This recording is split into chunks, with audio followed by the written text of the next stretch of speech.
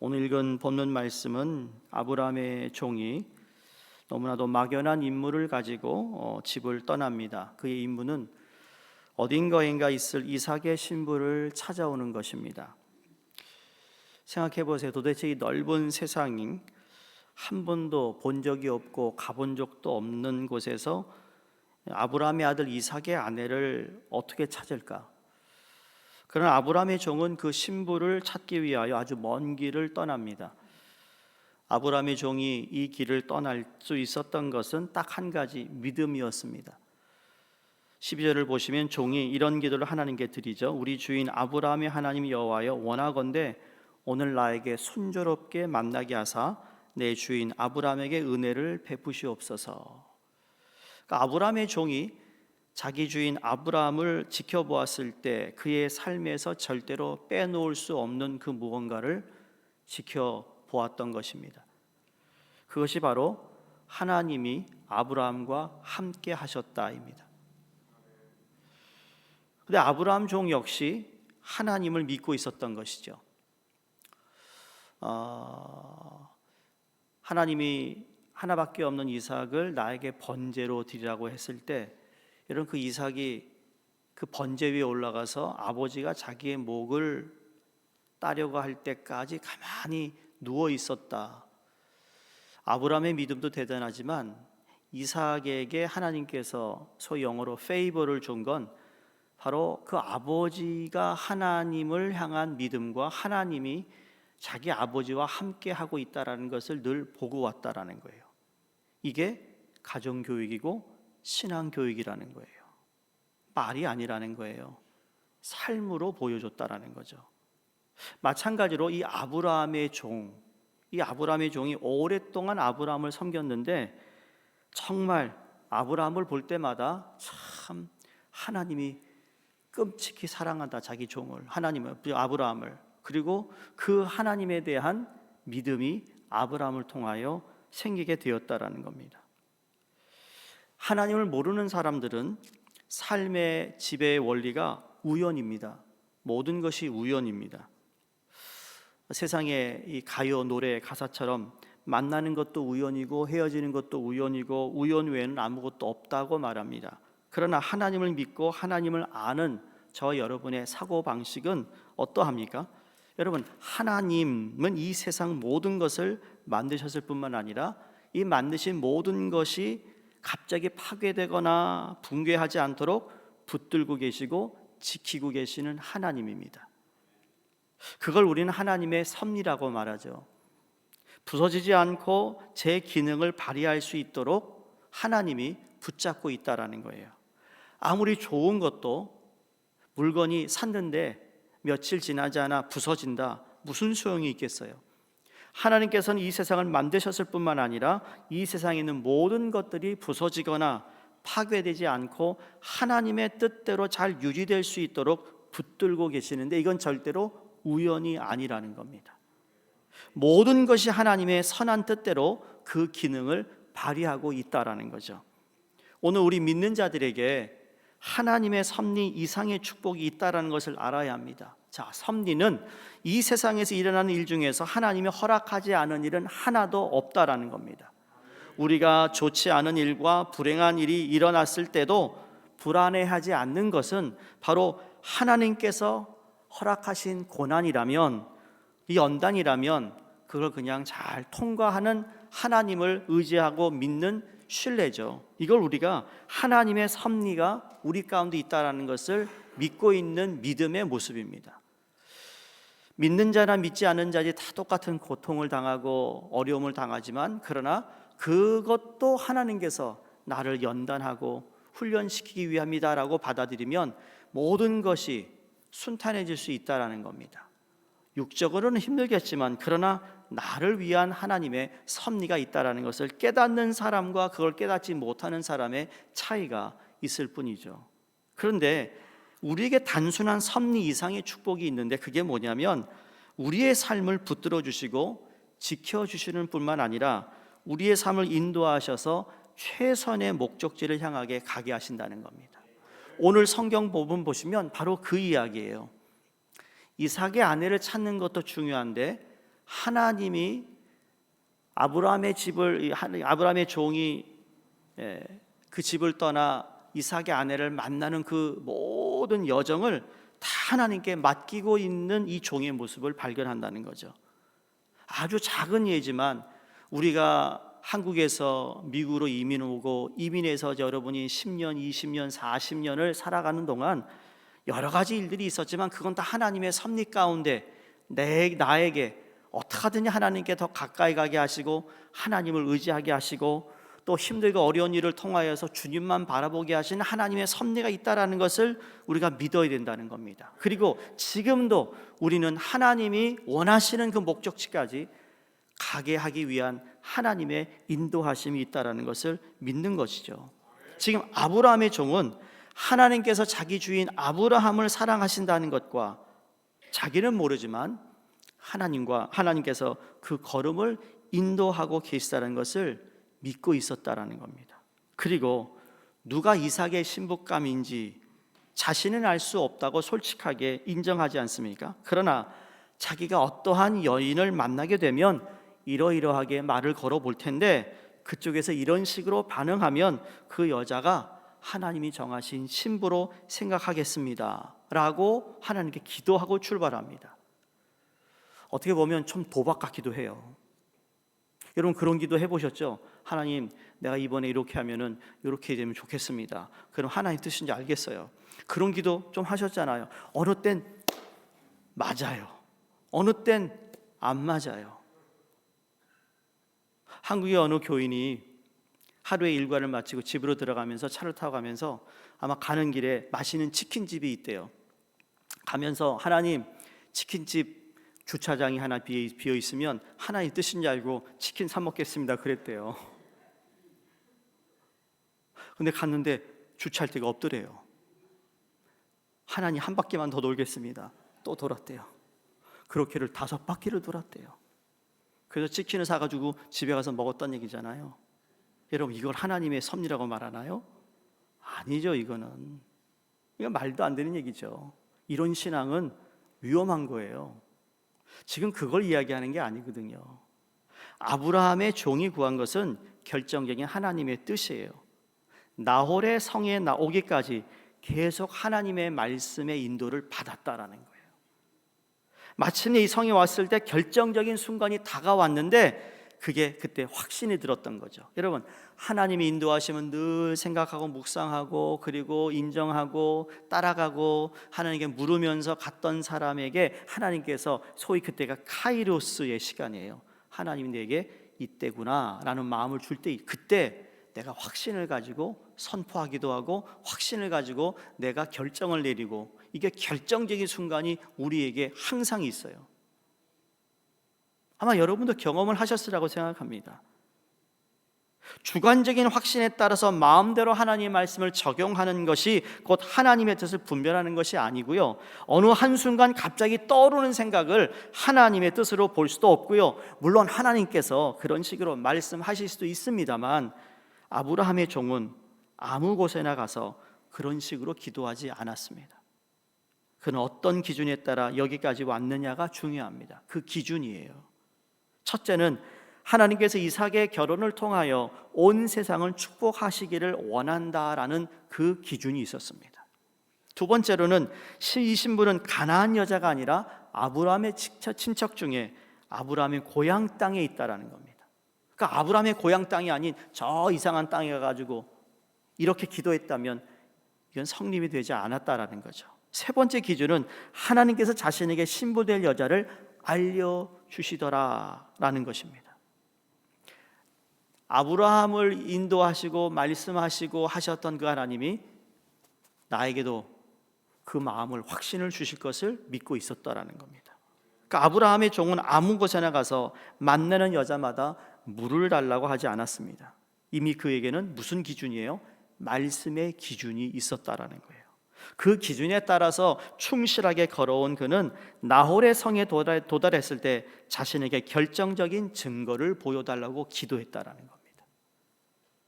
하나님의 말씀에 순종해서 살려가는 사람은 이 세계 전체가 하나님의 오케스트라라고 생각해야 합니다. 여러분, 오케스트라에서 지휘자의 지시 없이 소리 나는 악기가 하나도 없습니다. 지휘자가 사인을 줘야만 소리를 내는 겁니다. 아주 작은 하나에도 의미가 있고 뜻이 있지 않습니까? 하나님의 말씀과 함께 걸어온 사람은 아주 작은 변화, 아주 세미한 소리에서도 너무나도 분명한 하나님의 뜻을 느끼게 된다는 겁니다. 저는 아브라함의 종이 바로 이러한 하나님의 인도하심을 받았다고 믿습니다. 그럼 질문이 있습니다.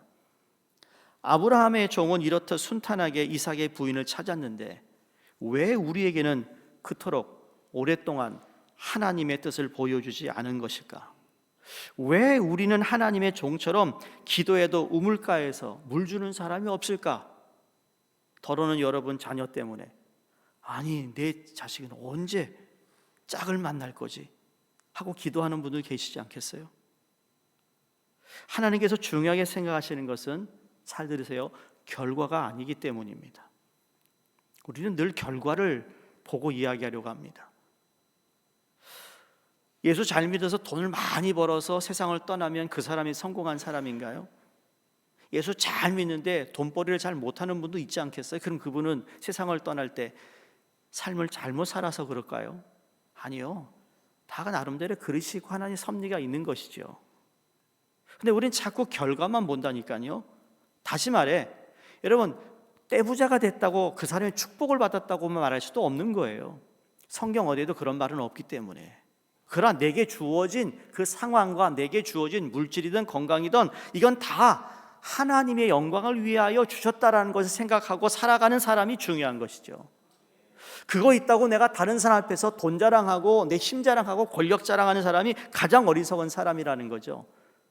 우리는 목표만 달성하면 그만이라고 생각하지만 하나님께서는 그 목표를 통하여 내가 더 새로워지기를 원하시고 내가 변화되기를 원하신다는 것을 아셔야 한다는 겁니다.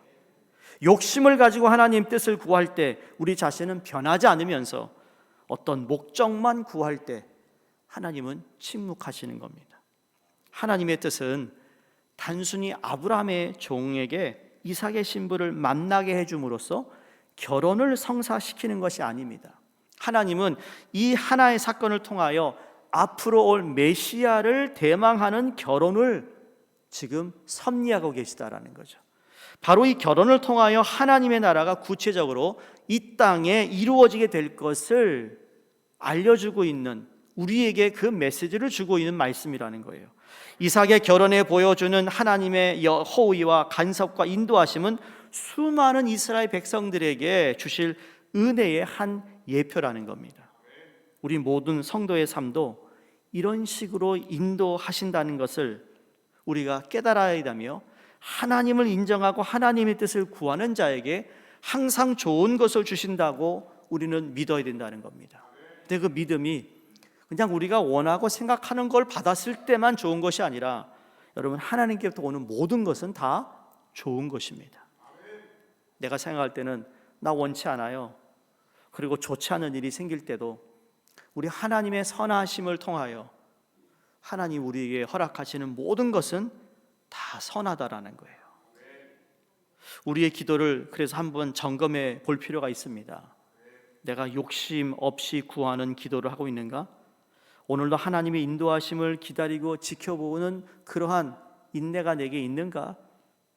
내가 하나님 어떤 답을 주셔도 그 답에 믿음으로 따르겠다라는 결단이 있는가? 이런 겁니다. 그러니까 아브라함의 종이 이삭의 신부를 분별할 수 있는 중요한 기준이 근데 하나 더 있었습니다. 그것은 흘러넘치는 자발적인 은혜와 사랑이에요. 13절에서 14절을 보시면 이런 말이에요. 저녁이 되면 여인들이 물을 기르러 올 텐데 제가 일단 내가 마실 물을 좀 달라고 하겠습니다. 그런데 그 여자가 내게만 마실 물을 줄 뿐만 아니라 내가 타고 온 이 낙타에게도 물을 주면 그 여자가 바로 이삭의 아내임을 알겠습니다 라고 기도합니다.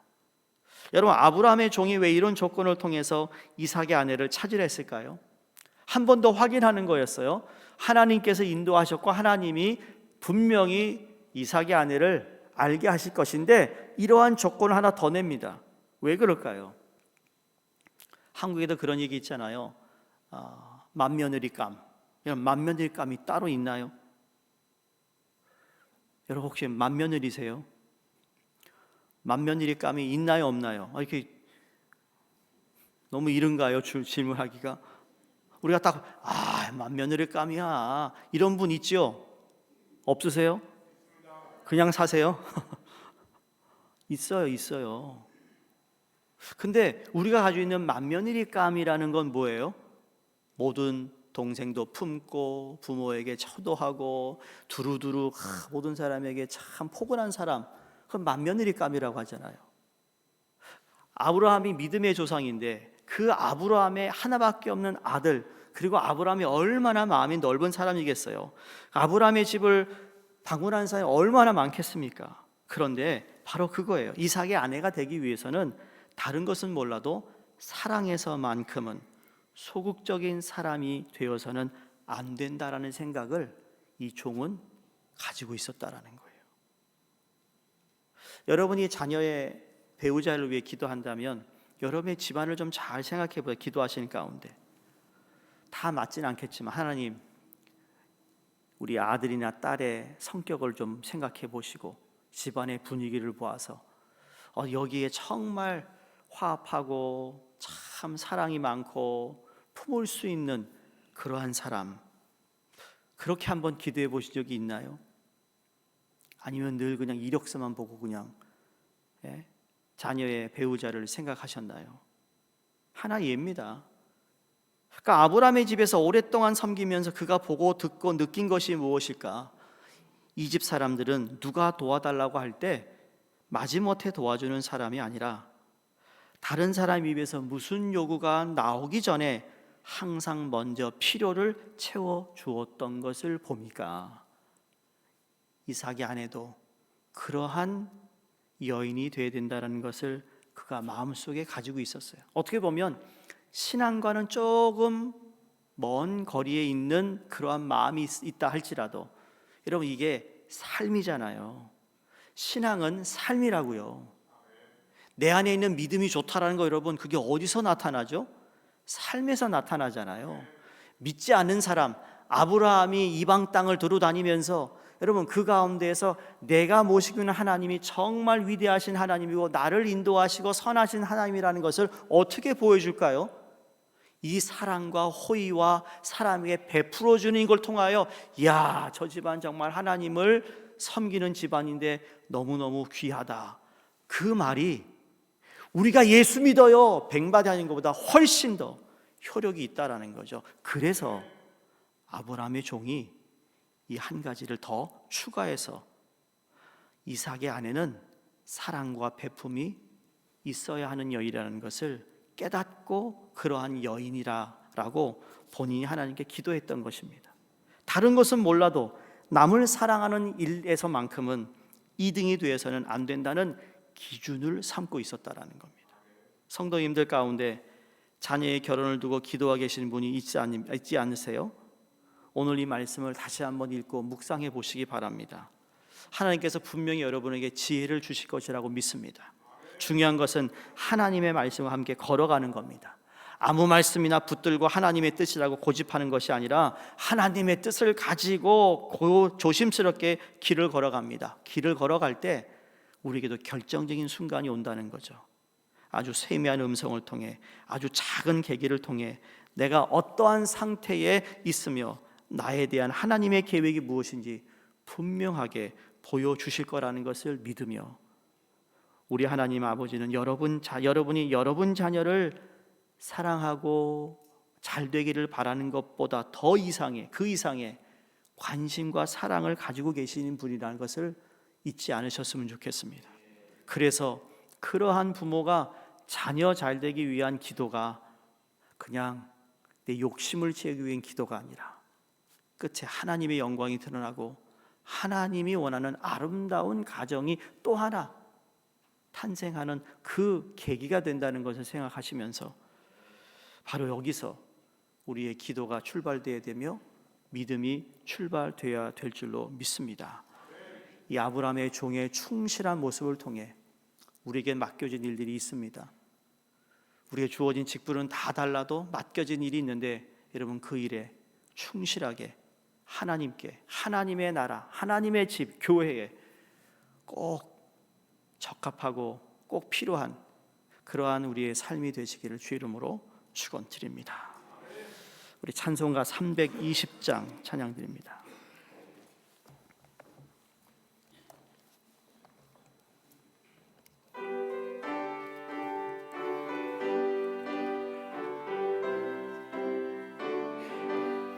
나의 죄를 정케 하사 주의 일꾼 삼으신 구세주의 넓은 사랑 항상 찬송합니다. 나를 일꾼 삼으신 주 크신 능력 주시고 언제든지 주 뜻대로 사용하여 주소서. 내게 부어 주시려고 은혜 예비하신 주 주의 은혜 채워주사 능력 있게 하소서. 나를 일꾼 삼으신 주 크신 능력 주시고 언제든지 주 뜻대로 사용하여 주소서. 죄의 짐을 풀어주신 주의 능력 크도다. 나를 피로 사신 예수 내 맘속에 오소서. 나를 일꾼 삼으신 주 크신 능력 주시고 언제든지 주 뜻대로 사용하여 주소서. 주여 내게 성령으로 충만하게 채우사 생명수가 강물처럼 흐르게 하옵소서. 나를 일꾼 삼으신 주 크신 능력 주시고 언제든지 주 뜻대로 사용하여 주소서.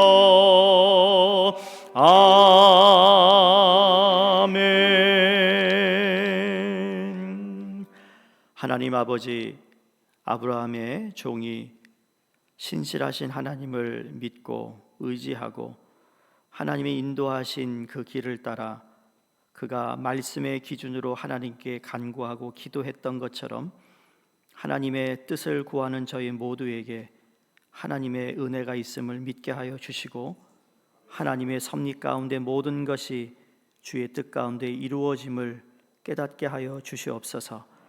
우리에게 주어진 삶의 여정이 하나님과 동행하며 하나님이 우리를 인도하고 계심을 늘 마음속에 새기게 하여 주셔서 그 결정적인 순간이 올 때 우리가 지체하지 않고 믿음으로 하나님께 모든 것을 내어 드릴 수 있는 저희가 될 수 있도록 우리를 도우시고 인도하여 주시옵소서.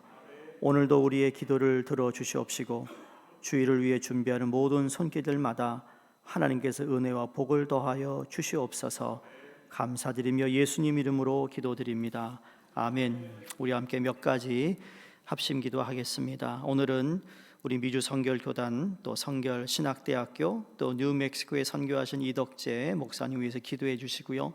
그리고 저희 교회가 리셋으로 시작된 2025년 하나님 우리에게 회복을 주시고 주님께 돌아오는 역사가 있게 하시며 새롭게 하고는 하나님의 은혜가 이 한 해 동안 있도록 도와주시옵소서. 내일 모든 예배를 위해 기도해 주시며 또한 직원 세미나를 통하여서도 우리에게 주어진 직분을 잘 감당하는 좋은 계기가 되게 하여 주시옵소서. 함께 기도하시겠습니다. 할렐루야. 하나님 아버지 감사합니다.